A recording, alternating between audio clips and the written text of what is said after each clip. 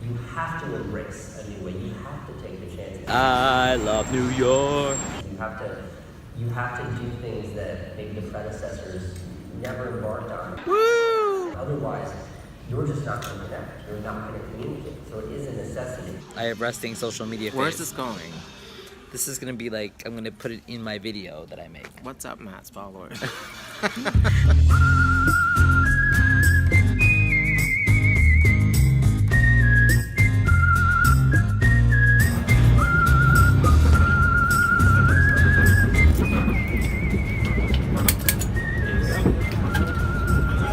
This is social media week, baby.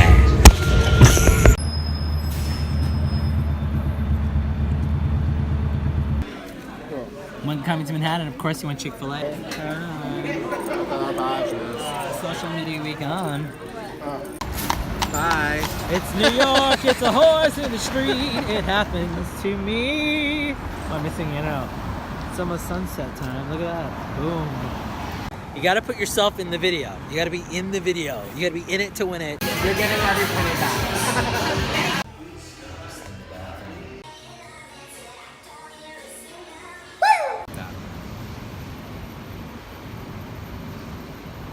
Yes, anything at all, anything. Like, where'd you grow up? How tall are you?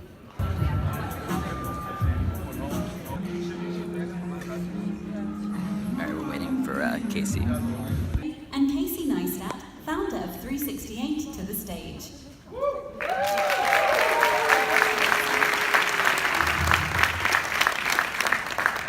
You're gonna have to wait for Casey. We need a collaboration. It's just two boys and two video cameras. A life moving so fast and so full, you won't even have time to process.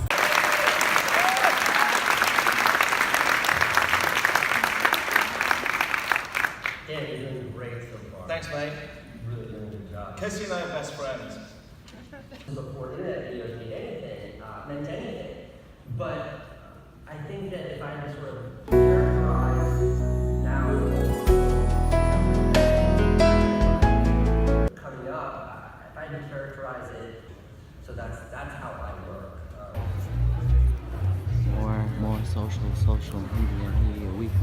Just waiting for another thing to start. That's the life. I live in Connecticut, and hi, I'm Tara March. I'm a business, brand, and content strategist. I'm also an acrobat, and I realized that my Instagram is not on there, and I'm not really an influencer, but I consider myself a creator.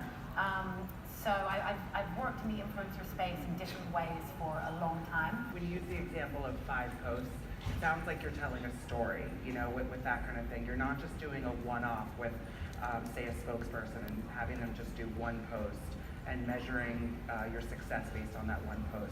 When you are looking at 5 posts, you're looking at telling a story. And I think that you have to have faith in your brand ambassadors and your influencers in that they know what their audience is going to resonate with, what time is best for them.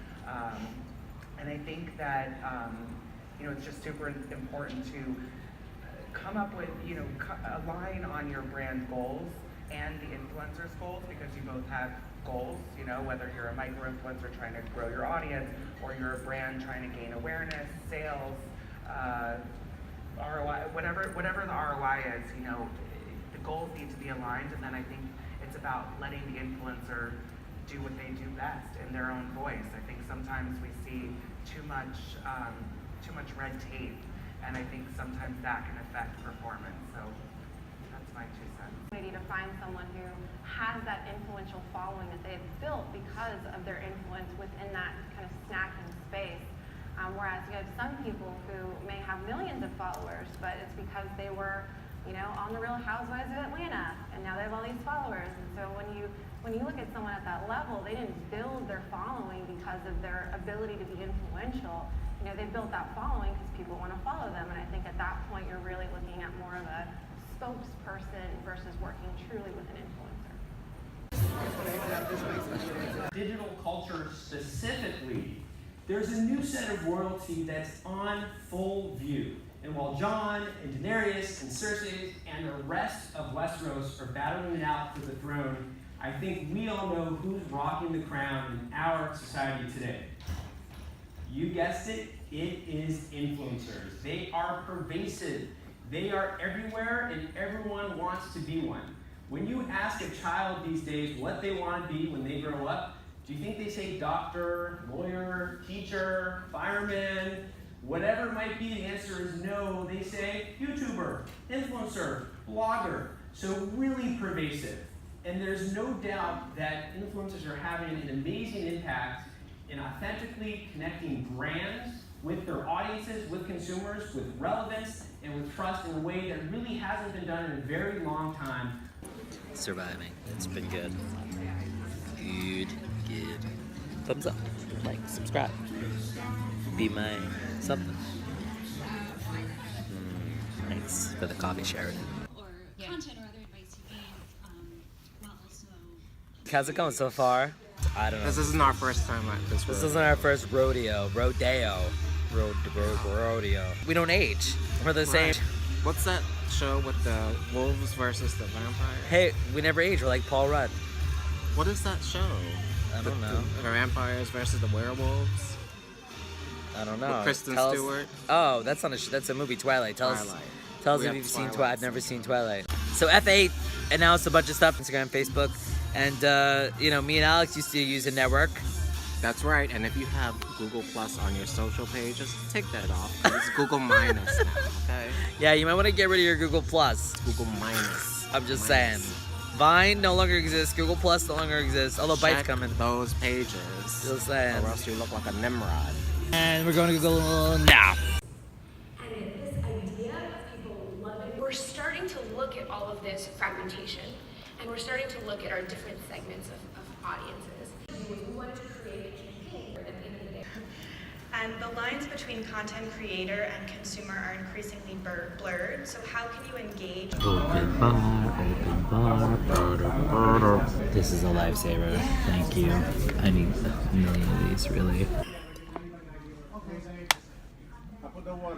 Perfect.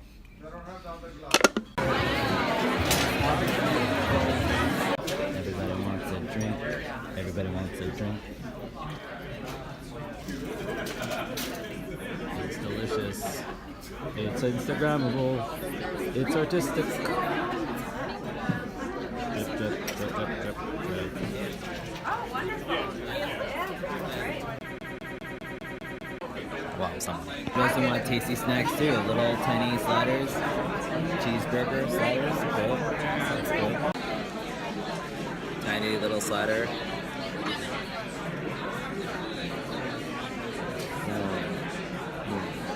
Leave a comment, like, and subscribe, and tell Matt what your favorite X-Men movie is.